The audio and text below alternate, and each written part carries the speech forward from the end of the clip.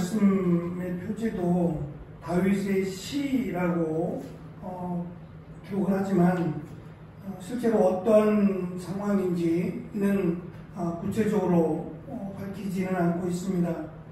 어쨌든 내용 가운데서는 다윗이 원수들에게 또는 악한 자들에게 심한 언어적 압박과 음해를 당하고 있는 것이 분명해 보입니다.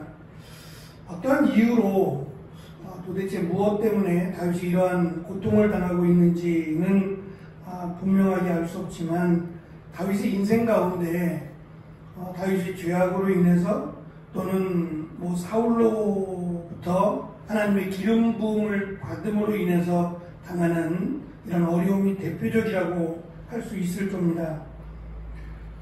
우리가 가진 성경 1절에 보시면 나의 근심하는 소리를 들으시고 라고 번역을 했는데요. 이 근심하는 소리라고 하는 번역보다는 내가 간구할 때에 라고 번역하는 것이 더 내용상 맞은 번역이 되리라 생각합니다.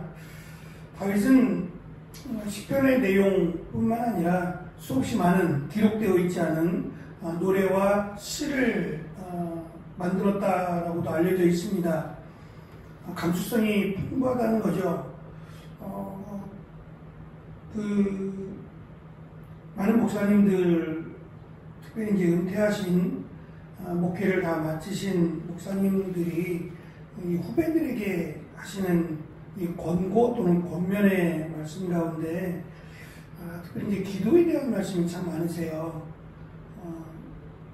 저 또한 이제 새로 시작하는 후배들에게 같은 말을 하게 되겠지만 기도하라 하는 말씀을 참 많이 하시는데요.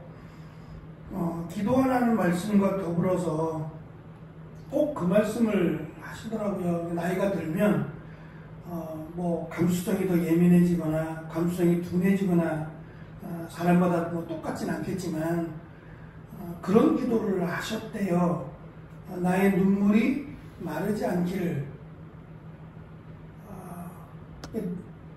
나이가 들면서 눈물이 마른지는 잘 모르겠어요. 눈물샘이 아무래도 좀 둔해지긴 하겠죠. 그래서 눈물이 마르게 되는지 아니면 눈물이 더 많아지는지 저도 아직 그 나이가 돼보지 않아서 또 사람마다 차이가 있기 때문에 뭐라고 딱 이야기할 수는 없겠는데 이제 그분의 표현이 이 기도와 관련돼서 그분의 표현이 눈물이 마르지 않기를 이라고 하는 말씀을 하세요. 단순한 눈물을 의미하는 건 아닐 것 같아요.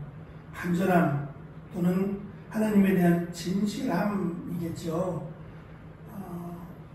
기도라고 하는 것은 막연하지 않습니다. 세상은 어떨지 모르지만 하나님을 믿는 우리에게 있어서의 기도는 분명합니다. 하나님께 드리는 기도입니다. 그리고 하나님과의 대화라고 할 수 있어요.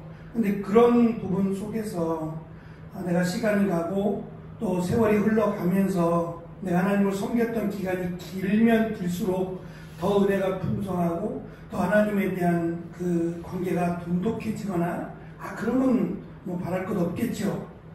근데 실상은 이제 그렇지 못한 것을 겪게 되니까 오히려 눈물이 마르지 않기를 하나님과 나와의 관계가 더욱더 가까워지기를 바란다라고 하는 권면을 하고 있겠죠. 다윗은 이 다윗의 인생 자체가 참 힘들고 어려운 삶이었기 때문에 또 이런 그 풍성한 내용의 시나 노래를 그가 지었을 가능성이 많지만 그렇다고 해서 이스라엘 역사를 살펴보면 적지 않은 왕들이 참 많은 어려움을 겪었어요. 솔로몬도 마찬가지겠고요. 그런데 그 많은 어려움과 고난 가운데서 하나님을 찬송하고 하나님께 나와 기도했느냐라고 보면 그렇지 않습니다. 우리의 삶을 돌아보면 진짜 하나님의 역사인데 그 하나님의 역사 가운데 과연 내가 하나님의 역사하심을 인정하고 또 하나님의 도우심을 구했느냐라고 우리가 스스로를 평가해 보면 과연 나의 신앙은 이라고 하는 정체성을 우리가 살펴볼 수 있으리라 생각합니다. 다윗은 2절에서 자신을 해하려고 음모를 꾸미고 소동을 부리는 이런 상황 가운데서도 하나님이 자신을 숨겨주시고 감추어 주실 것을 간구합니다. 이게 이제 현재 진행형인데요. 과거에도 그랬듯이 지금도 그리고 앞으로도 하나님이 자신을 숨겨주시고 또 이 악의 세력으로부터 자신을 감추어 주시기를 간구합니다. 3절과 4절에 보면 자신을 공격하는 악인들의 세력 또는 악인들의 계획에 대해서 표현을 합니다. 무엇이든지 베어버릴 듯한 기세를 가진 날카로운 칼을 혀에 비교를 하고 무엇이든지 뚫을 듯한 날카로운 기세를 가진 화살을 이 말하는 것에 비유를 해서 자기의 그 모든 것을 막 잘라버리는 듯한 그런 혀로 또 자신의 심장을 뚫어버릴 듯한 그러한 말들로 자신을 괴롭히고 있다는 거예요. 단순한 말의 공격이라기보다는 음해겠죠. 특별히 대표적인 것이 시편에 자주 등장하는 거짓이라고 하는 단어입니다. 거짓말이라고 하는 것은 이 거짓말의 정체가 멈춤이 없어요. 그러니까 거짓말을 한번 하면 이 거짓말을 막으려면 진실이 들어가야 되는데 이게 너무 어려워서 거짓은 또 다른 거짓으로 덮어요. 그러다 보면 거짓의 마지막은 사망으로 가는 거예요. 이게 거짓의 속성입니다. 그래서 거짓의 아비가 사탄이 되는 것은 사탄은 처음부터 끝까지 거짓이에요. 그러니까 진실함이 전혀 없어요. 이 악한 또는 원수라고 하는 이 세력의 장점이, 이 세력의 특징이 뭐냐면 거짓입니다. 처음부터 끝까지 거짓이에요. 거짓말부터 시작해서 모든 거짓들, 이것들이 지금 다윗을 너무 힘들게 하고 고통스럽게 합니다. 다윗은 이 64편을 통해서 그렇게 말을 해요. 자신을 공격하는 것, 자신이 숨는 것은 한계가 있으니까 자신을 공격하는 것은 분명히 어찌 보면 저들이 이길 수 있다는 거예요. 승리할 수 있다는 거죠. 자기 한 사람 죽이는 게 어려운 일이겠어요? 그런데 그들이 모르는 게 있다는 거죠. 왜냐하면 보이는 자신만이 아니라 보이지 아니하시는 하나님을 상대로 싸운다는 거예요. 그래서 하나님께서 그들이 휘두르는 칼에 그들이 스스로 맞고 그들이 쏘는 화살에 그들이 해함을 당한다는 거예요. 그냥 언뜻 우리가 사무엘상을 통해 살펴보면 사울을 피해 도망갈 때 숨어있는 굴 속에 사울이 들어와서 무장을 해제한 채 용변을 보고 있는 사울이나 또는 다윗을 죽이러 와서 그 광야에서 잠을 자고 있는 사울, 그래서 가만히 가서 옷자락을 베어올 수밖에 없는, 그리고 그냥 죽일 수밖에 없는 그런 하나님의 환경을 만들어 주신 것처럼 그러한 모습들은 사울이 생각해도 이해가 안 되는 거예요. 왜 다윗 하나를 죽이지 못하느냐는 거죠. 수천 명을 풀어서 광야에서 다윗을 찾아도 찾을 수 없는 이런 어처구니 없는 상황들이 다윗이 스스로 생각해도 하나님이 돕지 않으시면 이러한 일은 결코 일어날 수 없는 그런 상황을 합니다. 그래서 악인들이 자기를 향해서 비난의 화살을 쏘아대고 휘두르는 날카로운 칼들로 자신을 힘들게 하지만 여전히 보이지 않는 하나님이 나와 함께 하시기에 하나님이 저들을 넉넉하게 이기게 하신다라고 하는 것이 64편의 고백이기도 합니다. 그래서 8절에 보면 이러한 상황, 저들이 휘두르는 칼에, 저들이 쏘는 화살에 저들이 맞고 저들이 죽는 이러한 비참한 상황을 지켜보면서 사람들은 악인들의 이 멸망을 오히려 두려워하며 다 머리를 흔든다라고 다윗의 인생을 놓고 그렇게 고백합니다. 우리가 다른 사람들로부터 제대로 되지 않은 평가일 수도 있고요. 폄훼하는 말일 수도 있고 모함하는 말일 수도 있습니다. 이러한 말들을 들을 때 정말 힘들죠. 그럴 때 다윗의 이 64편을 통해서 살펴보면 그 악인의 계획, 그것을 놓고 기도하라는 거예요. 자신이 직접 나서서 그들을 대적하기보다는 도우시는 하나님, 숨기고 피하게 하시는 하나님께 기도하면 그 자기를 향한 그 거짓의 화살 또는 휘두르는 칼들이 그들에게로 돌아가게 될 것이다 라고 하는 것을 시편을 통해서 위로하고 권면합니다. 특별히 인과응보라고 하는 이 결과를 놓고 원인을 찾는 이러한 상황 속에서 다윗이 도망치는 결과 또는 다윗이 병에 걸린 결과만을 놓고 보면 범죄했거나 죄를 지었거나 그렇게밖에는 이해할 수 없었어요. 그때 당시에는 말입니다.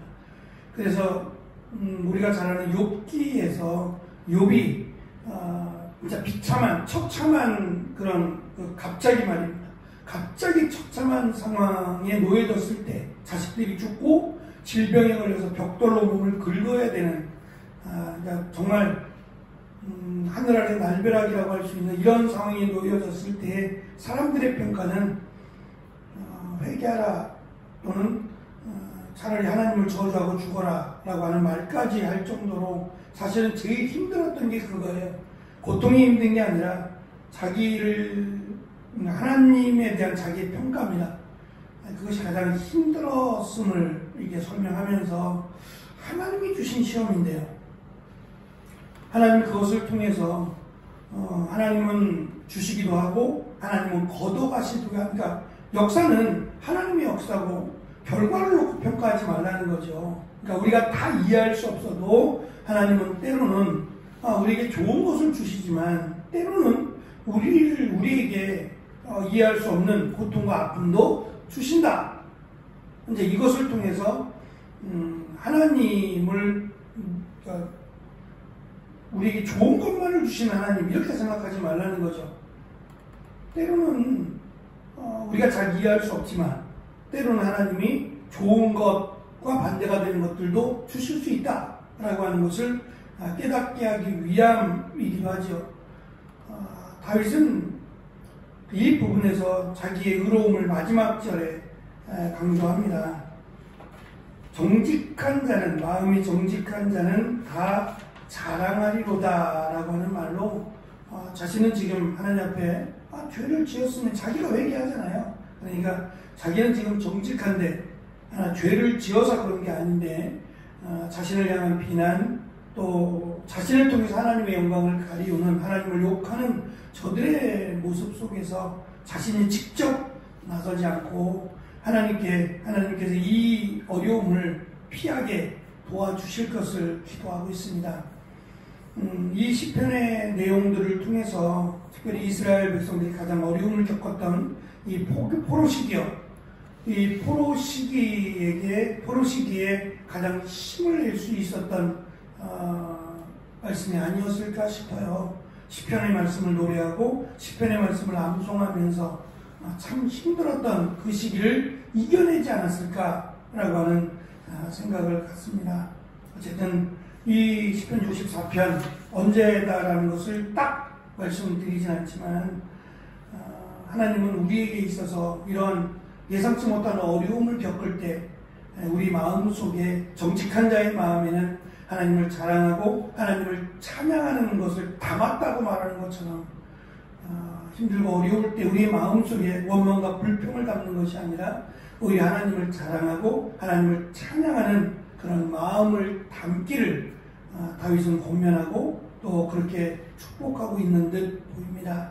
어쨌든 그러한 상황이 놓여진다라고 말할 수는 없지만 그럴 때 속상하겠지만 그때 우리 마음속에는 하나님을 향한 기도와 또 하나님을 자랑하는 마음 또 하나님을 찬양하는 마음으로 오히려 채워서 하나님이심을 역사하시는 귀한 은혜가 또 우리 가운데 시편의 말씀처럼 이루어지는 귀한 은혜가 있기를 축원합니다.